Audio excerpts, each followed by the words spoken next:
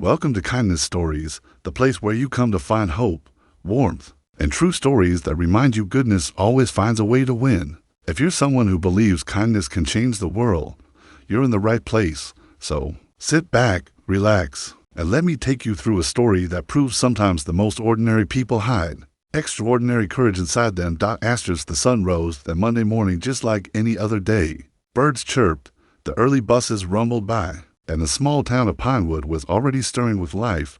But for Sarah Collins, that Monday felt heavier than most. She had been teaching at Pinewood High for over 12 years. In that time, she had taught hundreds of students English literature, instilled in them a love for poetry, storytelling, and more importantly, respect and kindness. But for the past few months, Sarah's classroom had become her battlefield. It all began with a new group of seniors, a clique of boys who had grown too big for the rules, too confident in the power they wielded over their peers. They were the kind who knew how to charm their way out of trouble, their families always ready to pull strings to protect them. To them, Sarah was just another obstacle to break down. It started small, as these things often do. A rude remark muttered under their breath when she turned to the blackboard. Snickers when she read poetry aloud, papers thrown around.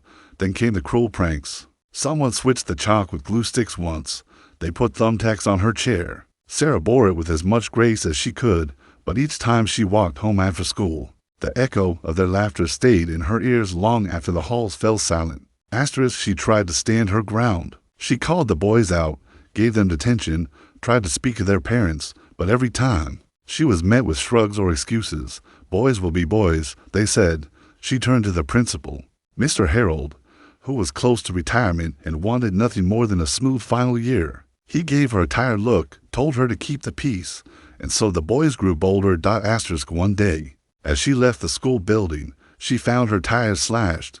She reported it. Nothing was done. The boys knew they were untouchable, but Sarah was not. The kind to bend so easily. Every evening, she would sit at her small kitchen table, grading papers, sipping lukewarm tea, wondering where she went wrong. The thought of quitting crossed her mind more than once, but the face of her students, the ones who loved learning, the shy kids who found their voice in her classroom, those faces kept her from giving up. Then, one Thursday afternoon, everything changed. The seniors were restless that day. Rumors were buzzing through the halls. The boys had a plan. Sarah sensed it the moment they walked in. Smug grins plastered on their faces. She went through the lesson, trying to keep her focus, but the whispering didn't stop. Finally, the leader of the pack, Jason, a tall boy with slick hair and a mocking smile, stood up in the middle of her lecture. He called her old, useless, said no one respected her. She tried to reason with him, but he pushed his desk aside and stepped closer, towering over her. The class went silent, eyes wide with disbelief and fear. He demanded that she kneel right there, in front of everyone, to prove who was in charge. Sarah's heart raced. She felt her knees tremble, but she forced herself to stand tall. She said no. She told him to sit down, but he laughed and shoved her shoulder lightly. Testing her, the other boys surrounded her. Someone pulled out their phone, recording every second. They jeered, chanting for her to kneel. A few students begged them to stop, but no one dared step between them. In that moment, Sarah felt small, fragile. The decades of teaching, the passion, the care, all of it overshadowed by a gang of spoiled teenagers. Then Jason stepped forward again and pushed her down. Her knees hit the floor hard. The class gasped. Her eyes stung with tears, not from pain, but from humiliation. They laughed and cheered, the video camera catching every second. Sarah knelt there, her palms pressed against the cold towel, her mind blank. She wanted to disappear.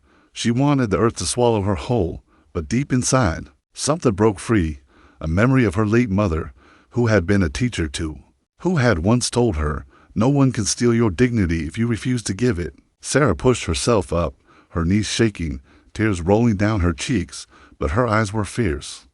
She stood, wiped her face, and told Jason and his friends that this was far from over. They laughed. They didn't believe her, but she walked out of that classroom with her head held high, her hands trembling, but her resolve stronger than ever. That night, Sarah sat at her kitchen table again, staring at the ceiling. The world felt unfair, but she was done being the quiet, forgiving teacher. She posted the video herself. She uploaded it with a message that said, "This is what happens when we protect bullies instead of victims." Within hours, it spread like wildfire. Parents were outraged. News stations picked up the story. The school board had no choice but to act. But the boys, they were suspended, yes, but they still strutted around town like they owned it. Their parents threatened lawsuits. The principal resigned, unable to handle the heat.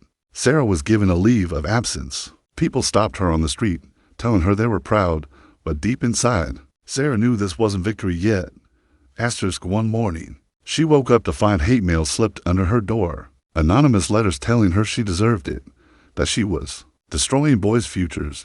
She sat on her porch, reading each word, her hands trembling. But her heart refused to cave in. She decided she would return to teaching, but on her own terms.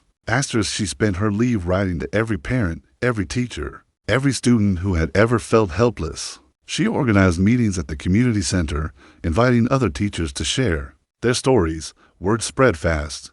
More victims came forward, stories of harassment, bullying, threats that had been swept under the rug for years. Sarah started a petition for a new anti-bullying policy, one that had real consequences, no matter how influential a family was.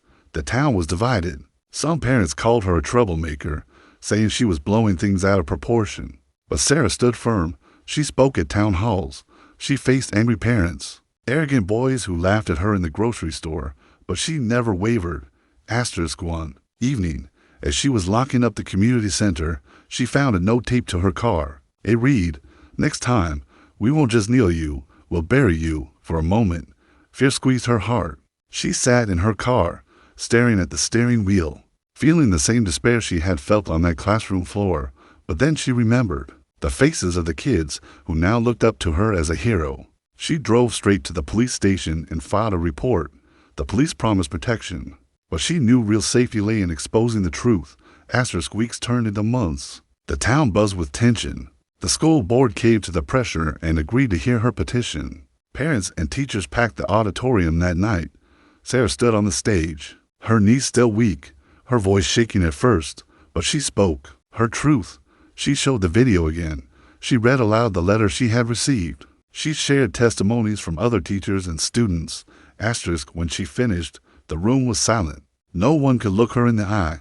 The boys' parents shouted, called her a liar, accused her of ruining young lives, but she stood her ground. One by one, students stood up, sharing their own stories of being bullied, silenced, punished for speaking up. In the end, the board voted unanimously to adopt the new policy. The boys were expelled. Their families threatened to sue, but the town rallied behind Sarah. She didn't gloat. She didn't celebrate with fireworks. She simply went home that night, sat at her kitchen table, and let the tears flow. Not tears of defeat this time, but tears of relief, tears of victory. The next morning, she woke up to find dozens of flowers on her porch, cards from parents, students, teachers, strangers. "Thank you, Miss Collins." One card read, "For standing when everyone wanted you to kneel." She returned to her classroom weeks later. Some desks were empty, but the room felt brighter. Her students greeted her with cheers and hugs. The first poem she read to them that day was about courage. And this time, no one laughed.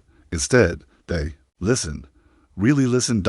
Sarah knew there would always be bullies. There would always be people who tried to silence you, break you, make you feel small. But she also knew there was always a choice, to kneel or to rise. And she chose, every day, to rise. As the years passed, Sarah's story inspired others far beyond Pinewood. Teachers in other towns reached out to her for advice. Schools invited her to speak. Her story became a symbol of quiet strength. She never sought fame. She didn't want to be known as the teacher who took on bullies. She wanted to be remembered as the teacher who never let cruelty destroy kindness. So, to anyone out there listening, now, remember this. Sometimes, standing up means standing alone. It means being laughed at, threatened, pushed to your knees. But true strength isn't about never falling. It's about standing up again, even when your legs shake. It's about believing that one act of courage can echo through hundreds of lives, inspiring others to rise to. If you ever find yourself doubting your worth, think of Sarah Collins, who rose up when they tried to keep her down. Let her story remind you that you are never powerless, no matter how loud the bullies roar. You hold the power inside you to rise. Asterisk, asterisk.